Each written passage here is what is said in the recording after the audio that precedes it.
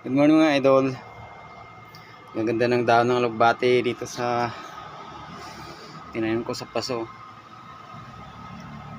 Kukuha tayo at panlagay sa munggo. Dito, may napitas na kung ilang piraso. Meron din tayong papaya dyan. At mayroon din tayo nitong pakwan. Dito lang sa paso yung katanim.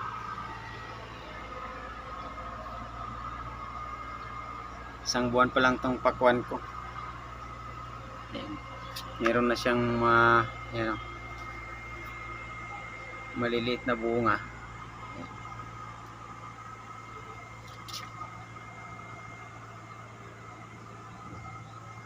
Ito naman yung alugbate natin. Kukuha tayo at ilalagay natin sa munggo. Sarap to sa munggo yung alugbate mga idol. So itong alugbate ko, binili ko lang to sa palengke at itinanim ko dyan sa paso kasi pisa naman sa bawat gamit mo bibili ka.